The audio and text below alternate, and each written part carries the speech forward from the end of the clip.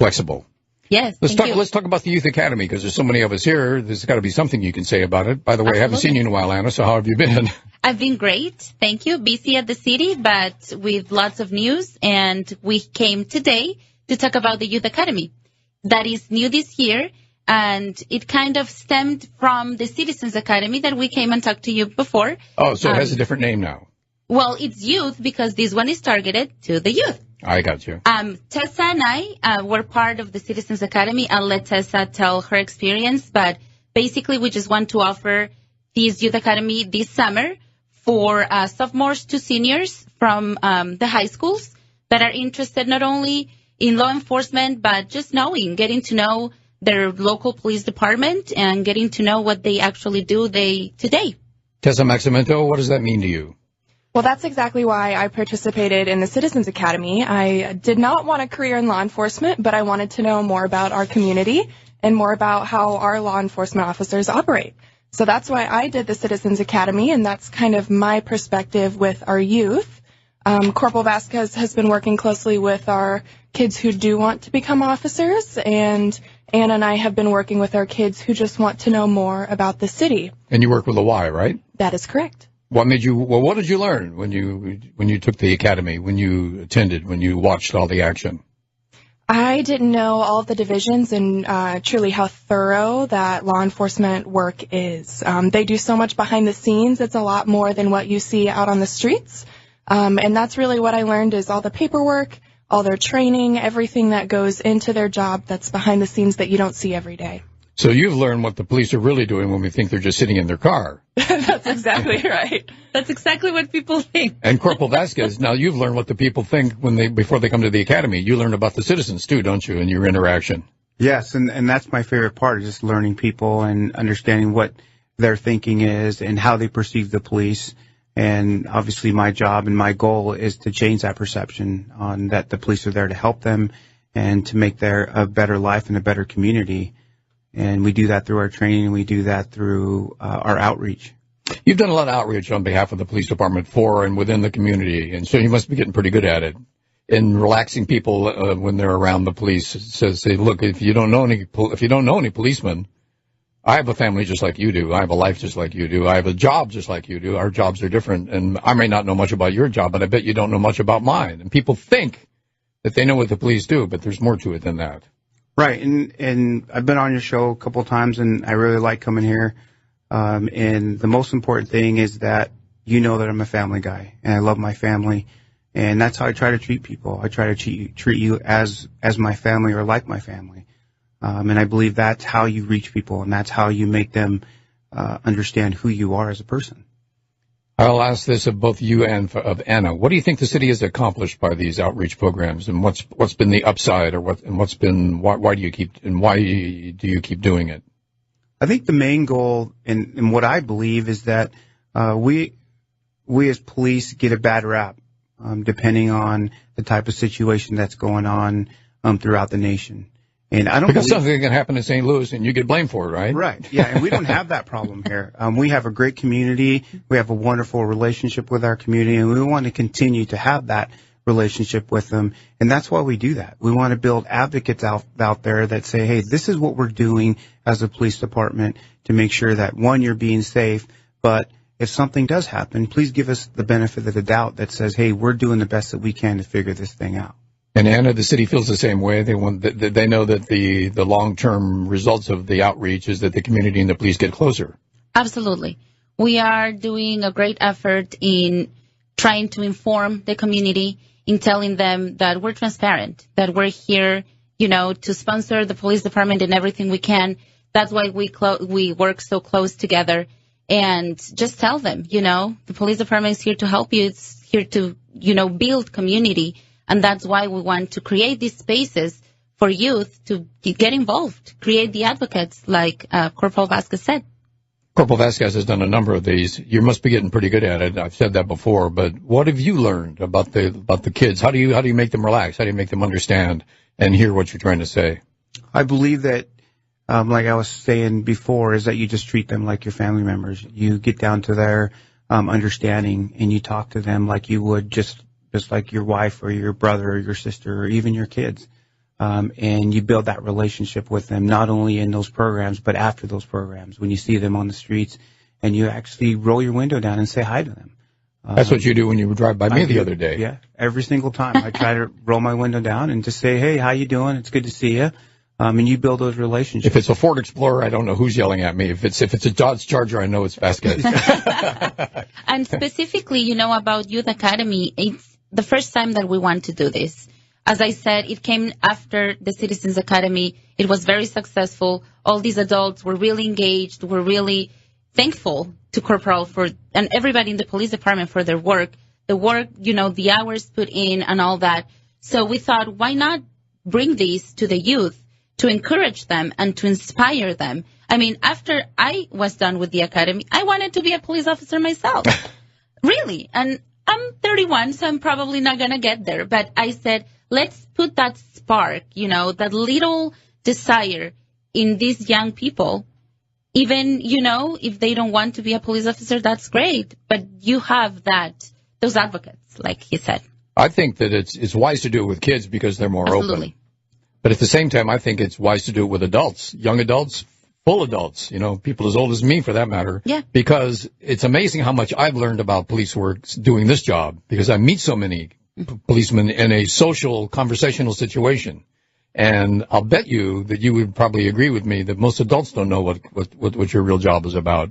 Or they're just as nervous sometimes interacting with police as a kid would be. And it's just the way we treat or feel about authority. You understand that. Yeah, unfortunately, we live in the social media where, everything happens now and it goes on Facebook or Instagram. And unfortunately, there are some police officers out there that do things they're not supposed to do. But that's not the general consensus of police officers.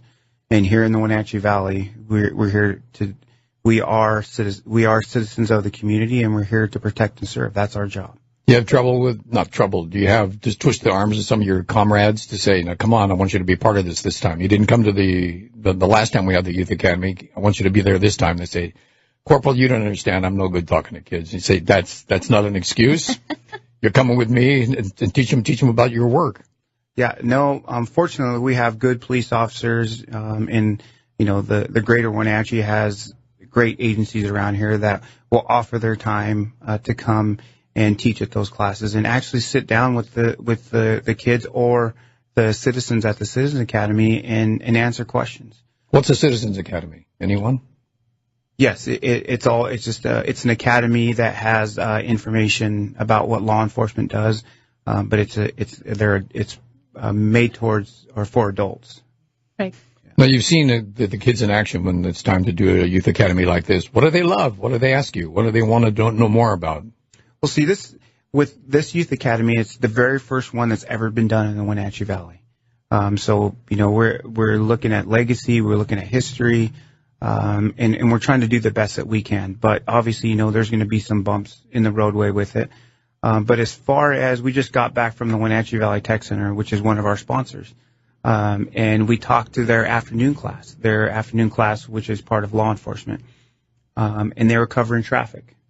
And we talked to them about what we do as cops and how we interact with people on traffic stops. Basically, it inspired them. They loved listening to a police officer talk. They loved listening to a police officer teach them how to do these, and what are the ins and outs of what actually happens on a traffic stop.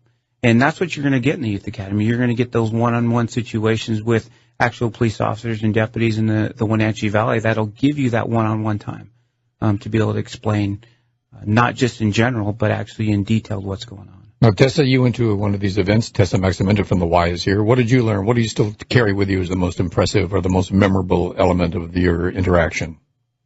These officers, like Corporal Vasquez was saying, do have a family. They have a job. They have personal stressors in their life.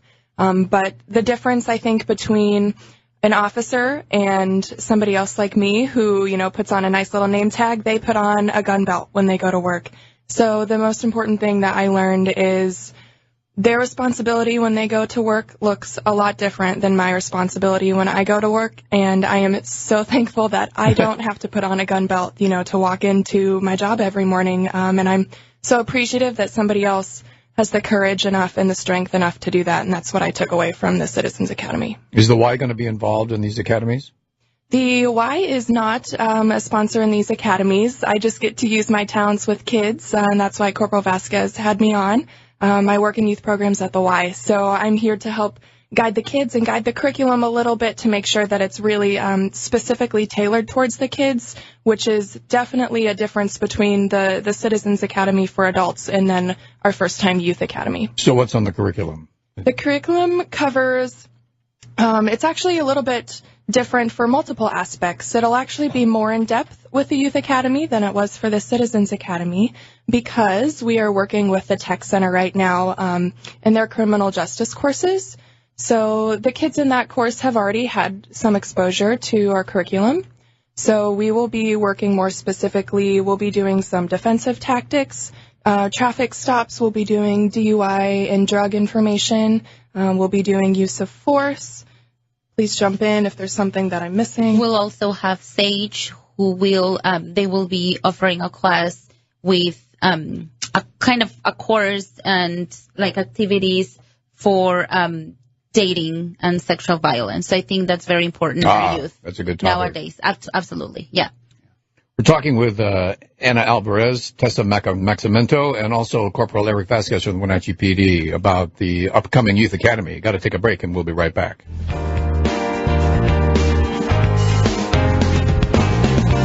The Agenda with Michael Knight on News Radio 560 KPQ and KPQ.com. You ready for what's next? There's no limit to what we can do. The days are getting longer. The weather is getting 7 North Wenatchee Avenue. Online at eagleboatrepair.com. News Radio 560 KPQ, Michael Knight with the Agenda. It's 1:49 in the afternoon. We have the studios full of people.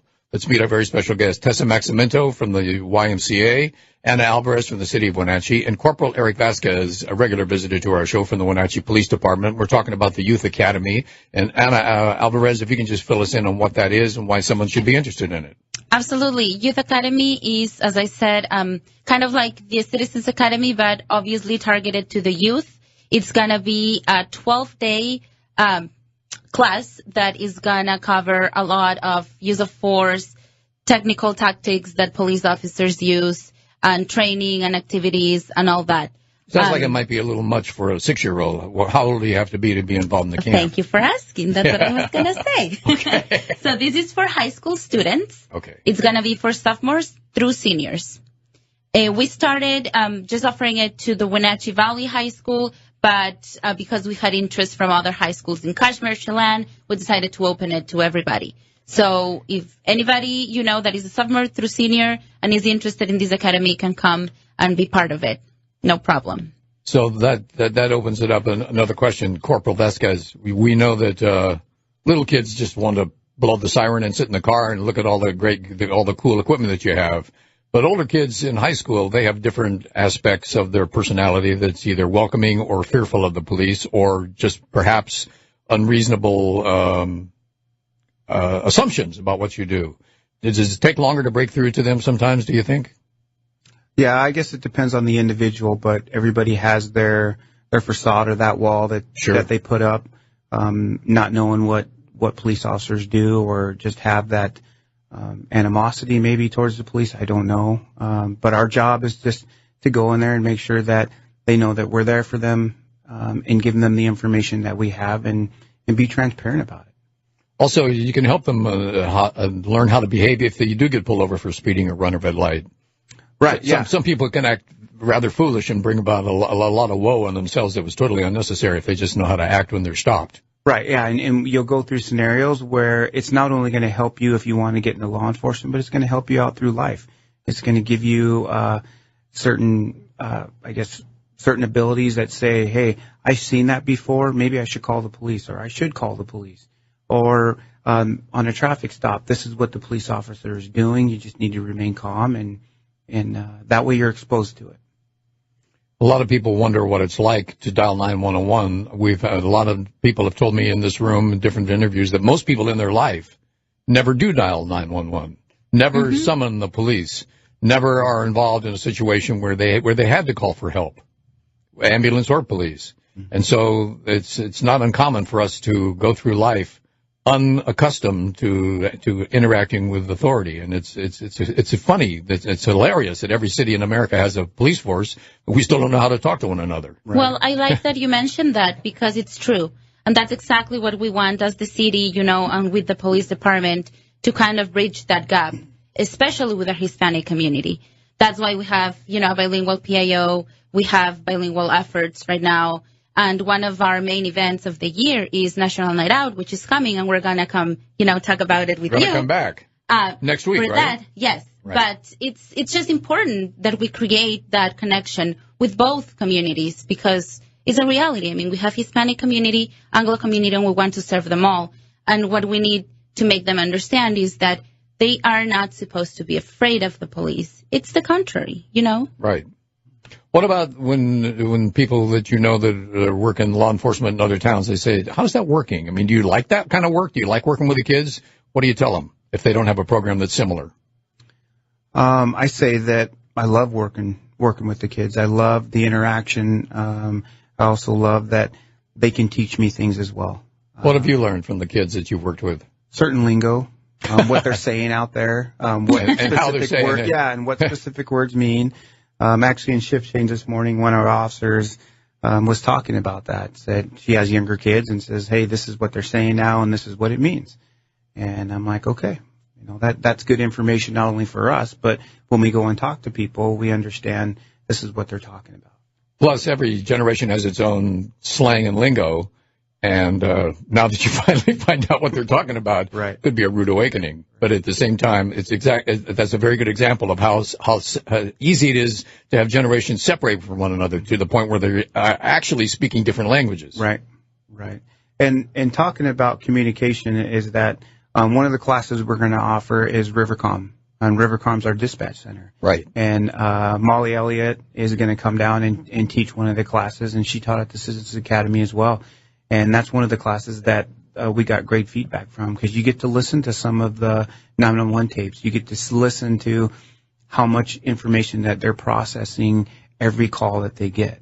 And it's a good learning experience, not only for the teacher, but for those students as well. I just listened to one today from someplace in the Midwest where a baby was choking, and the mother was so frantic that she could not calm down enough to listen to the instructions that were being given to her over the phone. Anyway, the baby was fine.